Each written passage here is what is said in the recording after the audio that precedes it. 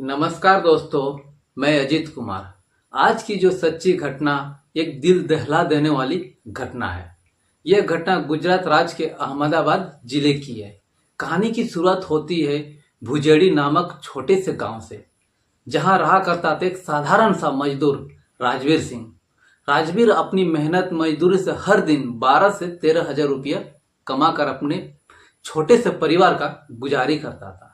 उसकी पत्नी की मौत 4 साल पहले हो चुकी थी, लेकिन उसकी एक ही बेटी थी, कांचन, जो 12वीं कक्षा में होशियार छात्र थी। मां के जाने के बाद कांचन अपनी पिता का सहारा था। वह घर के सारे काम करती, साथ में पढ़ाई भी जारी रखती। राजवीर उससे बहुत प्यार करता था, इतना कि उसे कभी मां की कमी महसूस नहीं होने दी। एक दिन राजवीर ने अपने बेटी से कहा, बेटी, तुझे तुम्हारे चाचा रामपाल के 2 हजार रुपये देने हैं। ये पैसे लेकर तुम उनके घर दे आओ। कांचन पैसे को लेकर चाचा रामपाल के घर पहुंची। रामपाल घर में अकेला था। जैसे ही कांचन अंदर गई, रामपाल की नजर उस पर पड़ते ही उसकी नीयत खराब हो गई। वह एक शराबी और औरतों को गलत नजर से डालने वाला आदमी था। कांचन ने कहा, चाचा, पापा ने ये 2 हजार रुपये दिए हैं, और वह जाने लगे। लेकिन रामपाल बोला, थोड़ी देर रुक जाओ बेटी। कांचन ने मना किया, और जैसे ही वह बाहर जाने लगी, रामपाल ने उसका हाथ पकड़ने की कोशिश की। कांचन ने झटके से खुद को छुड़ाया और वहां से भाग निकली। पीछे से रामपाल बोला, एक दिन तुझे मेरे पास आना ही पड़ेगा। कांचन ने डर के मारे यह बात अपने पिता को नहीं बताई, और वही उसकी पहली गलती थी। कुछ हफ्ते बाद 15 जुलाई 2025 सुबह के करीब 8:30 बजे राजवीर खेतों में काम करने गया। वह उस दिन रोशन जमींदार के खेत में गया था। ट्यूबवेल चालू करने के दौरान गलती से उसका हाथ बिजली के नंगे तार पर टकरा गया, और वहीं करंट लगने से उसकी मौत हो गई। यह खबर पूरे गांव में फैल गई। रामपाल के शव को घर लाया।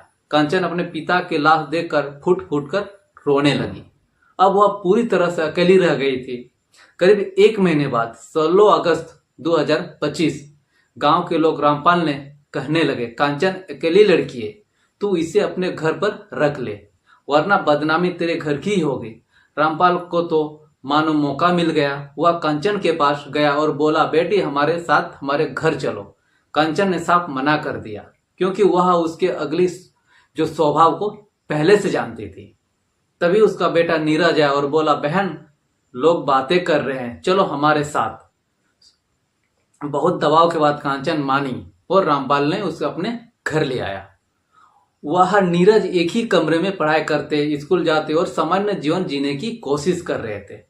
14 सितंबर 2025 को स्कूल में टीचर ने घोषणा की कि कल जो भी छात्र पिकनिक पर जाना है वह 2 हजार रुपये लेकर आए। नीरज और कांचन दोनों खुश हुए। घर आकर नीरज ने अपने पिता से पैसे मांगे। रामपाल ने नीरज को पैसे दिए, लेकिन कांचन ने कहा, तू कहीं नहीं जाएगी। कांचन ने कहा, मैं भी जाना चाहती हूं। रामपाल बोला, तू घर पे ही रहेगी। कांचन ने विरोध किया, मगर उसे घर पर ही रोक लिया गया। नीरज अगले दिन पिकनिक पर चला गया और घर में सिर्फ कांचन और रामपाल रह गए। रामपाल शाम को शराब के ठेके पर गया। खूब पीकर रात 9 बजे लौटा। कांचन अपने कमरे में पढ़ाई कर रही थी। रामपाल ने दरवाजा बंद किया, खाना मांगा और फिर नशे की हालत में उसके पास पहुंच गया। रात 10:30 बजे उसने कांचन के मुंह पर हाथ रखा, उसकी चुन्नी से मुंह बांध दिया और अपनी भतीजी की अस्मिता से उसके साथ गलत किया। कांचन ने विरोध किया, मगर कोई नहीं सुन पाया। रामपाल ने उसे धमकाया, अगर किसी को बताया तो जान से मार दूंगा। अगली रात उसने वही घिनौना काम किया, फिर उसी तरह काम का अंजाम दिया। और जब तक नीरज पिकनिक से लौटा तब तक कांचन की आत्मा टूट चुकी थी, लेकिन उसने फिर भी किसी को कुछ नहीं बताया। यह उसकी दूसरी भूल थी। कुछ दिन बाद रामपाल ने कहा, इस लड़की को पढ़ाने का कोई फायदा नहीं है, इसे अब घर पर ही रहना चाहिए, और उसने कांचन को स्कूल भेजना भी बंद कर दिया। अब हर दिन जब नीरज स्कूल जाता तो पीछे रामपाल कांचन को नाजायज उसका फायदा उठाता। कांचन की हालत दिन ब दिन बिगड़ती चली जा रही थी। 15 अक्टूबर 2025 की शाम कांचन की तबीयत पूरी तरह से खराब हो गई। नीरज उससे पास के हॉस्पिटल ले आया। महिला डॉक्टर ने चेकअप किया और चौंका कर बोली, नीरज, तुम्हारी बहन प्रेग्नेंट है। नीरज के पैरे तली जमीन खिसक गई। उसे लगा कि उनकी बहन कोई गलती की है। घर लौटे वक्त उसे गुस्से में कहा, तूने हमारे घर की इज्जत मिट्टी में मिला दी है। कंचन रो पड़ी और बोली, भैया मेरी कोई गलती नहीं है, पापा ने ही मेरे साथ ये सब किया है। और फिर उसने पूरे रामपाल की जो गंदगी था वो सब कुछ उसने अपने भाई को बता दी। यह सुनकर नीरज के भीतर आग जल उठी। रात के करीब 10 बजे रामपाल शराब पीकर फिर घर लौटा। कंचन ने उसे खाना देने से मना कर दिया। रामपाल ने हाथ उठाया तो नीरज चिल्लाया, आज अगर तूने इसे छुआ तो अंजाम बहुत बुरा होगा। रामपाल भड़काया हुआ अपने कमरे में चला गया। थोड़ी देर बाद करीब रात 11 बजे नीरज उठकर घर से बाहर आया। वह रसोई से एक बड़ा सा कुल्हाड़ी उठाया, धीरे धीरे अपने पिता के कमरे में जाता है। रामपाल गहरी नींद में सो रहा था।